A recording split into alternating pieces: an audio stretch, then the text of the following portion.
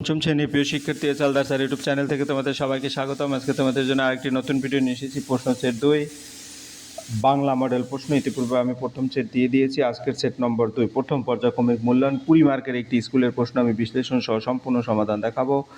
কাজে তোমরা যারা এখনও আমার চ্যানেলটিকে সাবস্ক্রাইব করোনি তারা এখনই চ্যানেলটিকে সাবস্ক্রাইব করে বেল আইকনটি প্রেস করে দাও এরকম আরও অনেক ভিডিও পাওয়ার জন্য। তো দেখো সেট নম্বর 2 যেটা প্রথম পর্যায়ক্রমিক মূল্যায়ন। এখানে টোটাল 1 নম্বরে 6টি প্রশ্ন, 2 নম্বরে শূন্যস্থান পূরণ, 3 নম্বরে নিচের প্রশ্নগুলোর উত্তর দাও, 1 মার্ক করে সন্ধি বিচ্ছেদ, 4 নম্বর এবং 5 নম্বরে বাক্য রচনা। যাই হোক, আমরা সরাসরি 1 নম্বর প্রশ্ন দেখব। 1 নম্বর প্রশ্ন যদি আমরা একটু দেখি, পিলপিগারি টানে মানুষ, যন্ত্র, হাতি, ঘোড়া। তারপর ডুলং সুবর্ণরেখার নামগুলি কি? তারপর এতোয়া শব্দের আমরা একটু দেখি পুরোপুরি বড় করে। এই হচ্ছে তোমার 6টি প্রশ্ন। তাহলে 1 নম্বর প্রশ্ন, পিলপিগিরি টানে কি? পিলপিগিরি আমরা যদি একটু দেখি, পিলপিগিরি মূলত একটি ঘোড়া টানে, কারণ পিলপিগিরি আসলে গাড়ি, সাধারণত ঘোড়া দিয়ে টানা হয় পিলপিগিরি। তাহলে আমরা প্রথমটার উত্তর ঘোড়া বলবো। দ্বিতীয়টা, ডুলং সুবর্ণরেখার নামগুলো কি? এটা নদীর নাম, কারণ ডুলং ও সুবর্ণরেখা দুটোই নদীর নাম। এত শব্দটির অর্থ কি? এত শব্দ অর্থ রবিবার। আদিবাসী বা স্থানীয় ভাষায় এত বলতে রবিবার বোঝায়। এখন আমরা উত্তরগুলি একটু একটু করে দেখি।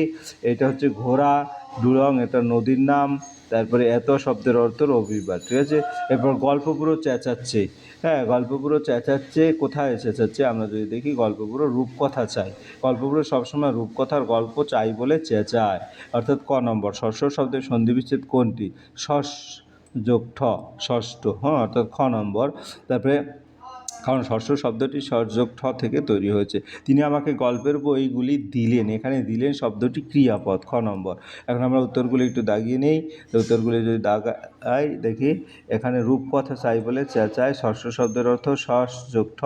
তারপরে তিনি আমাকে গল্পের বইগুলি দিলেন, এখানে দিলেন শব্দটি হচ্ছে ক্রিয়াপদ, ক্রিয়াপদ। তাহলে 1 নম্বরের প্রশ্ন হয়ে গেল। এরপর আমরা 2 নম্বরের প্রশ্ন যাব। ড্যাশ নদী খানিক বাদেই মিলছে সুবর্ণরেখায়, যার যত ড্যাশ সব তুমি করো। তারপরে দিক যোগ অন্ত, তারপরে বাক্যের মধ্যে কর্ম থাকলে সেটি ড্যাশ ক্রিয়া হয়। আমরা যদি দেখি, প্রথম হচ্ছে এই প্রশ্নগুলি আমরা দেখলাম। তাহলে প্রথমটা হচ্ছে ডুলং নদী খানিক বাদেই মিলছে সুবর্ণরেখায়। তারপর ডুলং নদী খানিক বাদে মিলছে ডুলং নদী গিয়ে সুবর্ণরেখার নদীর সঙ্গে মিলছে, মূলত এটা। যার যত, এখানে ফরমাস হবে, ফরমাস, ফরমায়েশ, যার যত ফরমায়েশ সব তুমি করো, ফরমায়েশ। আমরা পুরো কবিতাটা পড়লে আবার দেখতে পাবো যে ফরমায়েশ, ঠিক আছে। যার যত ফরমায়েশ সব তুমি করো। তারপর পূর্ণবাক্য এখানে। তারপরের প্রশ্ন, দিকযোগ অন্ত, দিগন্ত, বানানটা ঠিক করে লিখবে। দিকযোগ অন্ত, দিগন্ত সন্ধি হয়, নতুন শব্দ হয়েছে। দিগন্ত মানে আকাশ ও মাটির মিলন রেখা। তারপর বাক্যের মধ্যে কর্ম থাকলে সেটি ড্যাশ ক্রিয়া হয়, সেটি সকর্মক ক্রিয়া হয়। বাক্যের মধ্যে কর্ম থাকলে সেটি সকর্মক ক্রিয়া হয়।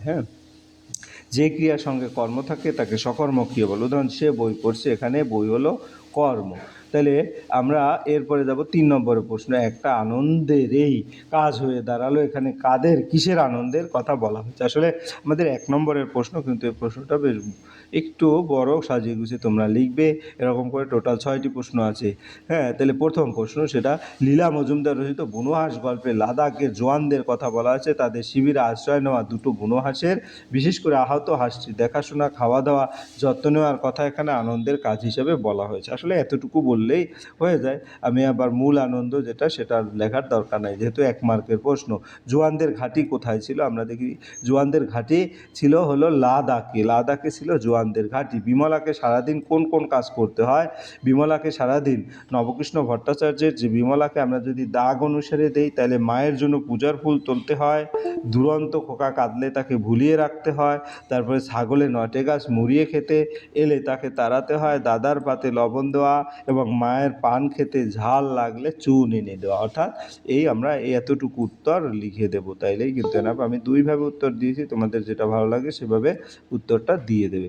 এরপরের প্রশ্ন, বিমলার অভিমান কবিতায় বিমলার যে কয়টি মেয়ের নাম উল্লেখ করেছে তাদের নাম লেখো। তাহলে বিমলার এই যে এখানে কিন্তু কবিতায় কবি বিমলা যে মেয়েটির নাম উল্লেখ আছে সেটা হচ্ছে রাধু, মাধু, রামি, বামি, শ্যামী, অর্থাৎ 5 জন মেয়ের কথা বলা হয়েছে। হ্যাঁ, কারণ এই লাইনটা যদি আমি তোমাদের একটু পড়ে শোনাই, হ্যাঁ, তাহলে দেখতে পাবে যে তাতে তুমি বিমলাটা বাঁচো আর মরো, খাবারটা আসে যেই আর তার মনে নেই, তার বেলা রাধু মাধু রামি বামি স্বামী, অর্থাৎ এই যে 5টি মেয়ের কথা এখানে বলা হয়েছে। হ্যাঁ, এরপরের প্রশ্ন,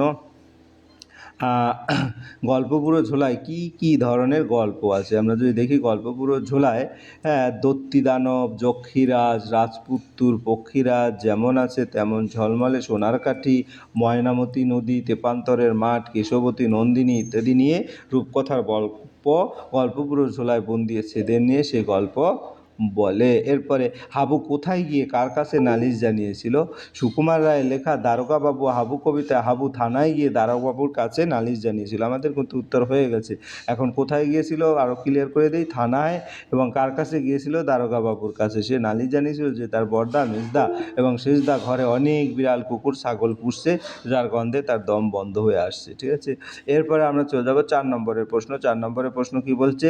সন্ধি বিচ্ছেদ করো। তরু, ছায়া, উচ্চারণ। তারপরে বাক্য রচনা করো। ক্ষীর, চাঁদ, নালিশ। আমরা সন্ধি বিচ্ছেদ আগে দিই, তরু যোগ ছায়া, তরুচ্ছায়া। হ্যাঁ, এখানে তরু মানে গাছ এবং ছায়া মানে ছায়া, দুটি শব্দ মিলেই তরুচ্ছায়া হয়েছে। এরপরে সন্ধি বিচ্ছেদ, উচ্চারণ, উৎ যোগ চারণ, উচ্চারণ।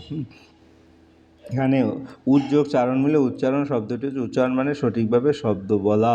এরপর বাক্য রচনা করো। ক্ষীর, চাঁদ এবং নালিশ। তাহলে ক্ষীর, ক্ষীর দিয়ে মা আজ আমাকে সুস্বাদু ক্ষীর খেতে দিয়েছে। চাঁদ, হ্যাঁ, রাতের আকাশে সুন্দর গোল চাঁদ উঠেছে। নালিশ, ছেলেটি তার শিক্ষকের কাছে নালিশ করলো। এই ছিল তোমাদের এই সম্পূর্ণ প্রশ্ন এবং তার উত্তর। আশা করি প্রশ্নটা কিন্তু অনেকটাই ভালো একটা প্রশ্ন। আশা করি তোমরা ভিডিওটি মনোযোগ সহকারে দেখলে কী ধরনের প্রশ্ন আসবে সেটা সম্পর্কে ক্লিয়ার আইডিয়া পাবে। পরিশেষে বলবো, ভিডিওটি দেখার জন্য অসংখ্য ধন্যবাদ। ভিডিওটি ভালো লাগলে লাইক, কমেন্ট, শেয়ার করতে ভুলবে না। আজ এই পর্যন্তই। ধন্যবাদ সবাইকে।